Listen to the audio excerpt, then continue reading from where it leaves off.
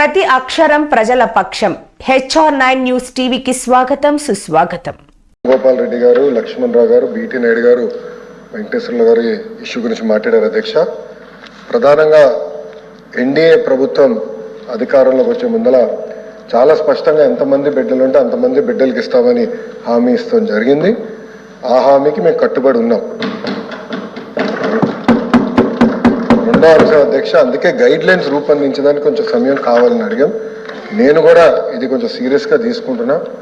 మంత్రులందరితో కూడా మేము చర్చిస్తున్నాం. గతంలో జరిగిన లోటుపాట్లు జరగకూడదనేది మా లక్ష్యం.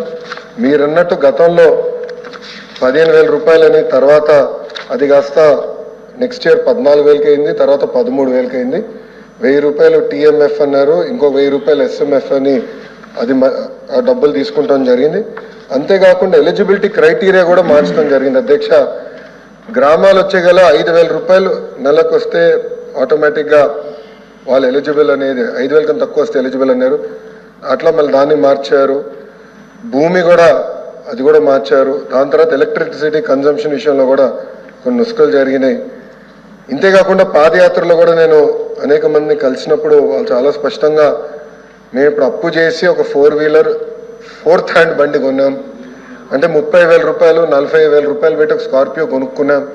ఇమీడియట్గా తీసుకున్న వెంటనే మా తెల్ల కార్డు పోయింది, దానివల్ల మాకు రావాల్సిన సంక్షేమ కార్యక్రమాలన్నీ పోయినాయని వాళ్ళు నాకు చెప్తాం కూడా జరిగింది. ఇది కూడా మేము డిస్కస్ చేస్తున్నాం.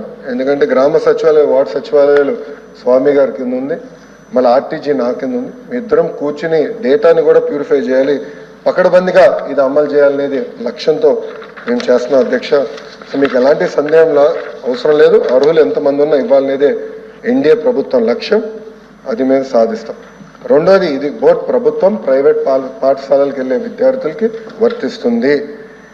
ఇంకో పక్కన పెద్దలు అన్నట్టు అధ్యక్ష, 2019 నుంచి 24తో పోల్చితే ప్రభుత్వ పాఠశాలలో సుమారుగా 72,000 మంది విద్యార్థులు తగ్గారు. అధ్యక్ష, ఇది కూడా మేము చర్చిస్తున్నాం. ఎందుకంటే నాడు నేడు కార్యక్రమం ద్వారా వేలాది కోట్ల రూపాయలు ఖర్చు పెట్టిన విషయం వాస్తవం. కానీ ఎందుకు విద్యార్థులు తగ్గారు? గత ప్రభుత్వం CBSE తీసుకొచ్చింది.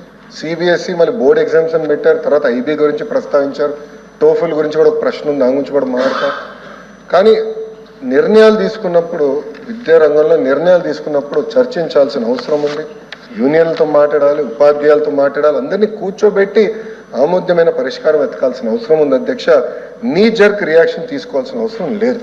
అందుకే మీరు చూస్తే నేను మంత్రి కరెక్ట్గా ఈ రోజుతో నెల అయింది నేను ఛార్జ్ తీసుకుని.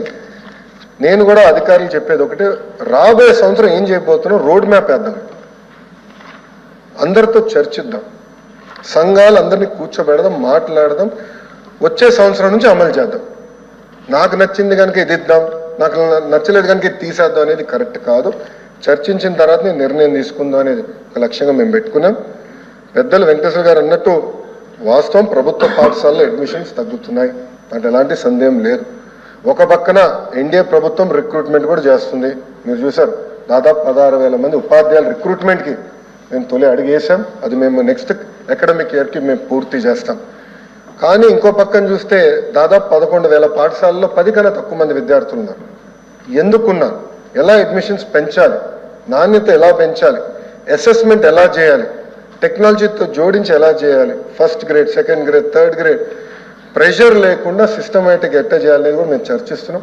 పక్క రాష్ట్రాల్లో కూడా ఏం జరుగుతుందో మేము చూస్తున్నాం.